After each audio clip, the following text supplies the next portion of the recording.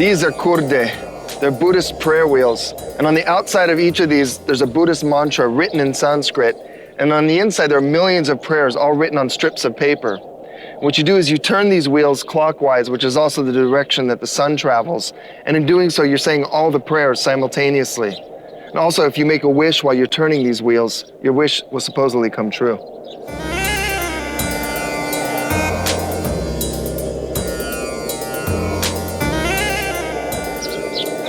You turn the prayer wheel before entering and after leaving this Buddhist temple, which is called Seksun Sume. And this temple is located in the only Buddhist republic on European territory, Kalmykia. On the front of the temple, there's a Dharma wheel and 2 deer. The Dharma wheel symbolizes the Buddhist teachings, while the deer symbolize the Buddha's first students. Before entering a Buddhist temple, you should be respectful and take off your shoes.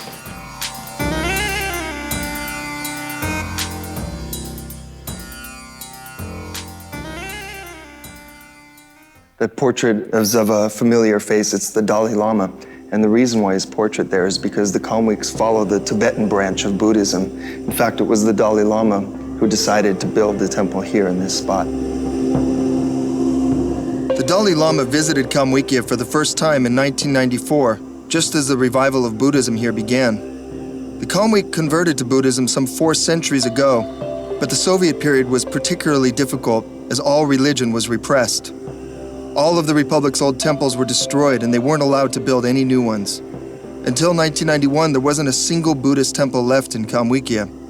But today, there are about 30. I see a monk over here. I'm going to see if I can ask him a few questions. Здравствуйте, извините, пожалуйста. Меня зовут Марк, кстати. Меня зовут Сергей. Not only are the number of temples growing, but so are the numbers of monks like Sergei. He made his decision to become a monk all the way back in the 2nd grade. 2 years ago, he left home to live here. Today, he's still at the very earliest stages in his monastic training. In this temple, not only do they pray, but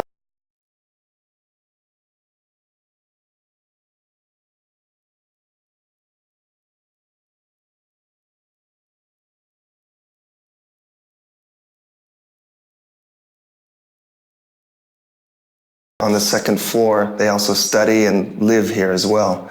This is a classroom right here, the chalkboard. You need to start your training early. It takes 9 years of studying several hours a day just to become a regular monk. That's 4 years in Kalmykia and 5 years in a Buddhist university in India, since there isn't yet such a university in Kalmykia.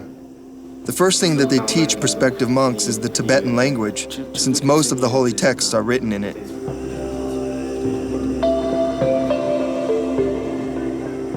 The artwork here in the temple is amazing. The drawings are so rich. For example, this one right here, it represents the 6 phases in reincarnation. It starts with gods, then semi-gods, then animals, and this is hell, and then there are famished spirits, and then back to people. And in the very middle here, there are 3 animals representing the 3 worst emotions which ruin your karma. There's the pig, which represents ignorance, then there's the cock, which represents passion in the bad sense, and then there's a snake, which represents rage. Seksun Sume is located on the edge of Elista, the capital of Kalmykia. The landscape here doesn't quite look like most of the rest of Russia. Here it's endless steppe and stunted trees.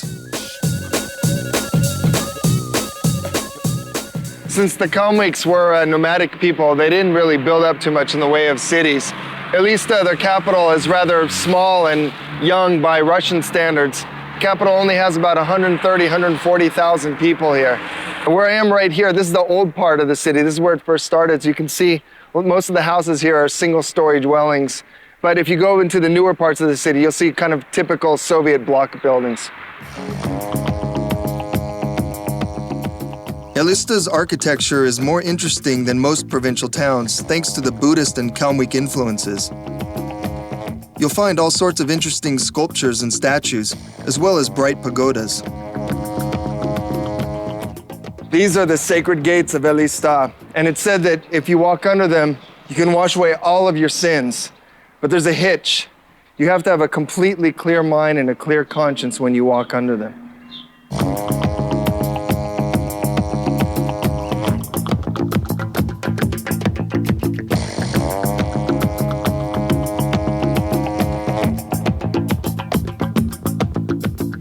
This statue of a camel may seem out of place here in Russia, but in fact, it's a reminder of the Kalmyks' nomadic past.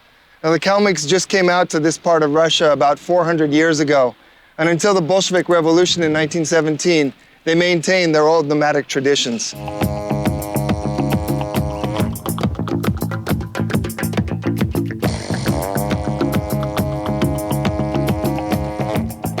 This is Altyn Sume, which means Golden Temple in Kalmykian, and it's the largest Buddhist temple in all of Europe.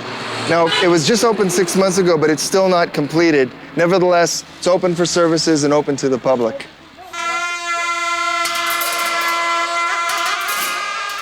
The temple is 62 meters high, sitting on about 6 hectares of land. The massive structure was built up in less than a year. Just in front of the temple, there's a representation of Tsagan Av, the patron of the Kalmyks, and inside is an 11-meter tall statue of the Buddha. Even though the temple isn't completed yet, it still attracts a large crowd during services.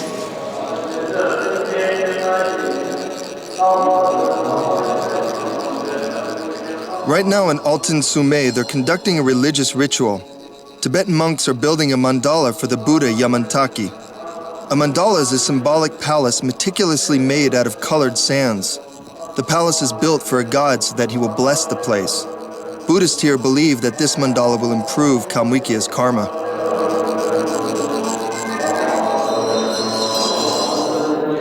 The sands that they use to make the mandala aren't ordinary sands. It comes from crushed marble, and the colorings they use are from natural dyes. Now, they have 5 basic colors in Buddhism. There's blue, green, yellow, red, and white, and then all kinds of shades in between.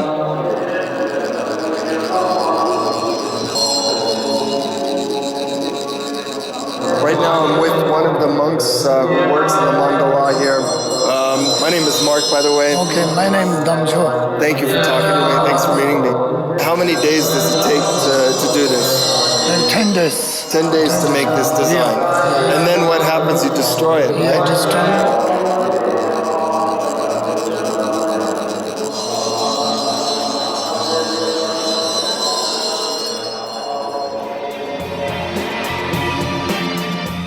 Kalmyk history is full of tragedy. The elders here still recall how on December 28, 1943, Stalin deported the entire Kalmyk nation to Siberia after having accused them of collaborating with the Nazis. Now this day is a day of mourning. It was minus 35 degrees out the night of the deportation, and each Kalmyk family was given only 15 minutes to prepare for the cattle wagons. In the end, about half the Kalmyk population died either on the way to Siberia or in exile. And this memorial captures that night really well. It's almost like Picasso's Guernica with all of the terror and the violence and chaos.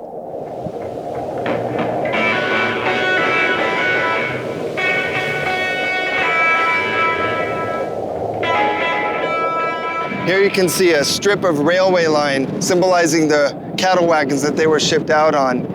And then there are all the years that they were in forced exile. It was only in 1957 that Khrushchev gave the Kalmyks the right to return to their homeland. In spite of the deportations and the years of repression, the Kalmyks managed to maintain and preserve their culture. Since the Kalmyks were a nomadic people, they relied on oral storytelling, and they didn't have their own written language until the 17th century.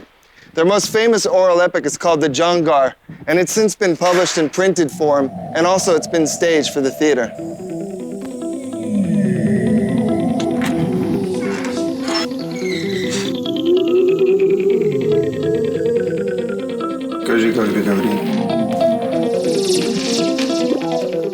The reason why I'm having this beard put on me right now is because I'm in the dressing room getting ready to perform with a theater troupe called Tupan. And we're going to perform a rehearsal of an epic called Jangar. And I'm going to play the title role, the hero, Jangar.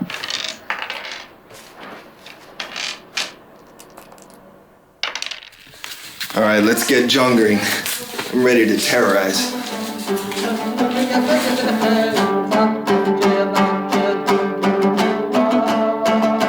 Tupan is Kalmykia's top theater troupe, and they've performed all over the world. The word Tupan means tulip, a flower that grows wild across the Kalmyk steppe.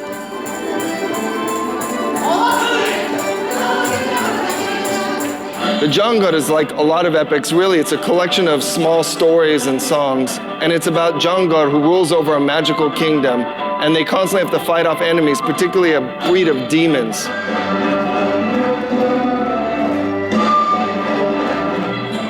There are two great advantages to playing Jangar. The first one is you're the hero, you're the man, you're sitting on the throne and everybody's around you. The second one is a little more important to me is you don't have to dance. Even so, I'm kind of working up a sweat here though. Now there's one other big advantage to being Jangar. He never loses.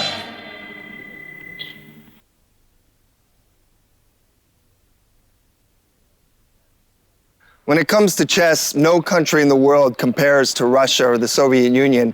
Three names that come off the top of my head as champions of chess are Karpov, Kasparov, and Spassky. And here I found a place where they train up the future champions of Russia.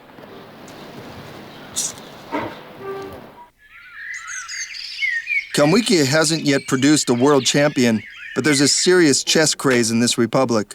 For example, in this chess school, they have about 600 students ranging in age from 5 years on up. Future champion of Russia. This poor kid has no idea the pain that awaits him. Whoa. Oh.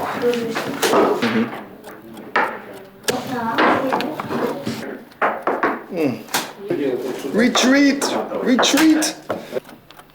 Some of the kids who train up here eventually go on to join Russia's national champion team.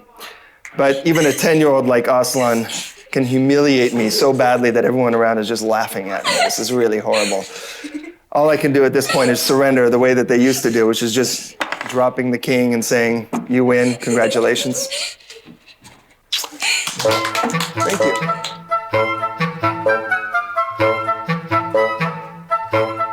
The current chess craze first hit Kalmykia at the end of the 90s. In 1998, the FIDE World Chess Olympics were held here in Kalmykia. So they decided to build a kind of Olympic village on the edge of town, and they called it Chess City. And here you have both a complex for chess sports, as well as all kinds of townhouses, gardens, everything. It's sort of like a gated community, only instead of with golf in the middle, it has chess. Russians view Chess City with a certain degree of irony, a place they consider a kind of Potemkin village. The locals look at it in much the same way. I'm sitting in one of 12 chairs here, and 12 Chairs is the title of a famous 20th century Russian comic novel. And by the way, Mel Brooks in the 1960s also made a film based on 12 Chairs.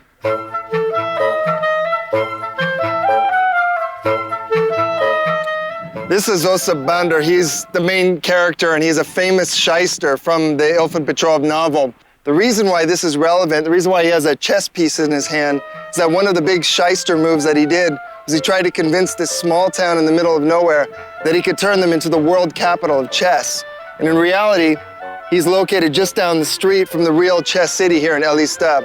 So the statue works on many ironic levels.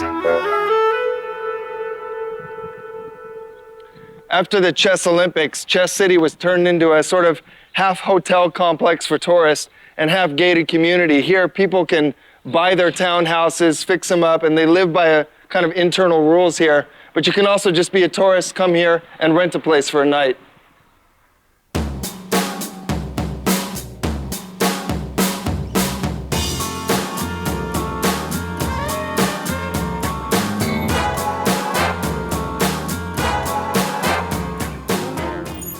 So I was given apparently a fancy schmancy room. It costs 5,000 rubles, which is about 170, 180 bucks. I'll see what that gets you here.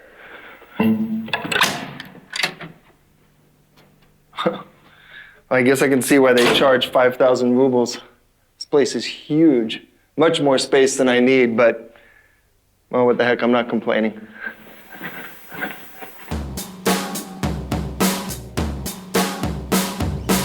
The only sort of flaw here is this stairwell. It's like a snap-on stairwell kit, a little bit rickety. But once you get to the top here, you've got 3 bedrooms and a full bathroom.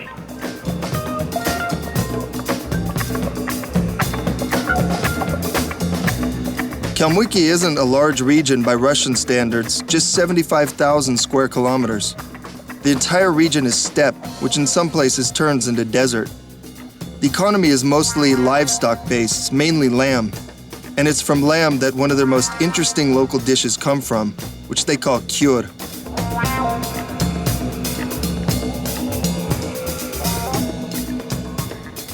Out here on the steppe is where they make the kyur. Now, not too many people keep this tradition going here in Kalmykia, but I'm going to meet someone, Alexei, who is keeping the tradition alive, the old style. Здравствуйте. Здравствуйте. Меня зовут Марк. Алексей. Очень приятно. Могу ли вам помочь? Вот. Пожалуйста. Отлично. Спасибо. So I'm going to see if I can help out here. Kyur is lamb cooked over hot coals in a hole dug in the ground. To make kyur, the first thing you have to do is dig the hole. All right, so this kyur oven is just about ready now. The oven should be about 1/2 meter wide and about 1 meter deep, and it should be pear-shaped as well. And the way it should work now is you should put some kind of coal or wood. Now, in the olden days, in the steppes, you couldn't find wood, so what they use is cow dung to heat this up. But now we're going to put some wood in here, heat it up, and what will happen is after about 10 or 12 hours of burning, that the oven will become hard like a real oven, and then it's ready for the kyur.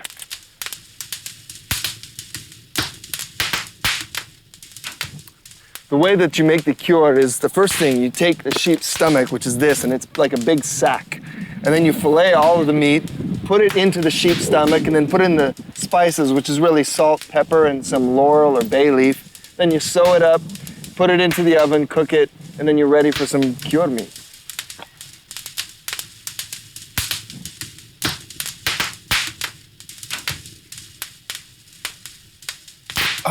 It's incredible, but the entire sheep fits into this stomach. Really gives a new meaning to the expression, eat me. And right now he's gonna put in this hollow rib bone here. And what you do is you put it around the opening of the sack, sew it up, and it acts as kind of like a thermometer or a steam pipe. It lets the heat out at just the right regulation.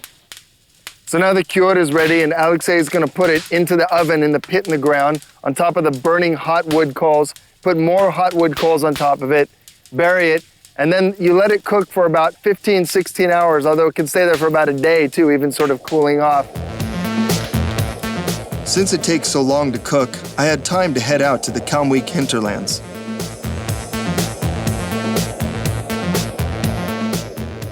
Today, the Kalmyks have lost a lot of their traditional ways. They're no longer nomads, and they no longer live in their old traditional tents called ishkager, which looks sort of like the Mongol yurts. Now, in the olden days, these were made out of felt. They'd be smeared in sheep fat in order to keep them protected from water and rain and so on. Now, this one, though, is made out of nylon. That's because today, they're really only used for holidays or for tourists.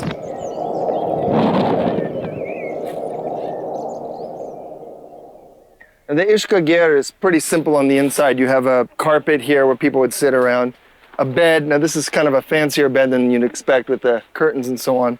And this would be the religious mantle. Now this is a portrait of the Dalai Lama, but you could also have a Buddha figurine, I'm sure, a candle, and then some offerings. And then around here, there's all sorts of other stuff, but that's really because this is a mock-up of a tent. The northern corner of the yurt is a place of honor reserved for guests, while the western part is the man's area, the place for his bed and weapons. The eastern part is the woman's, and in the middle is a rug. Even this touristy yurt complies with these old traditions.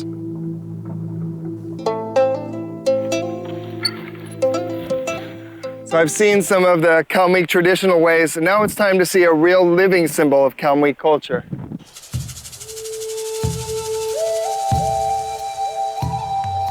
Kalmykia's symbol is the saiga, which is a small antelope-like animal which lives in these steppes.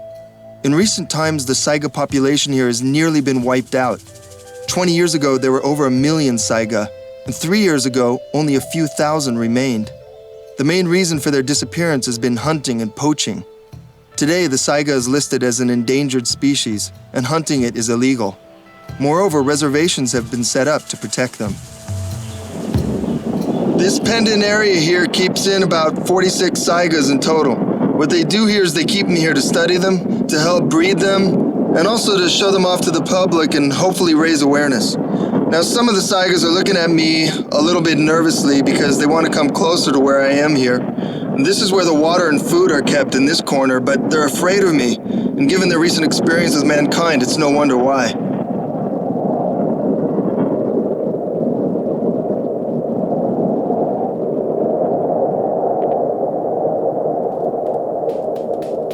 After spending a whole day on the Kalmykia steppes, running around to all kinds of places, I worked up a big appetite. Now the kyur is ready. I'm really hungry. This should be great. This is like the first real lamb meal I've ever eaten.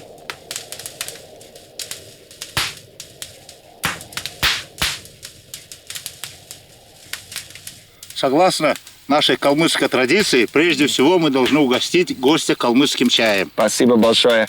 So Alexei's told me that according to Kalmyk tradition, before you eat the kyur, you drink the Kalmyk tea, and it's a special tea. It's an interesting tea. It's sort of milky and it's very salty. It's not bad. Now we get to go eat the kyur.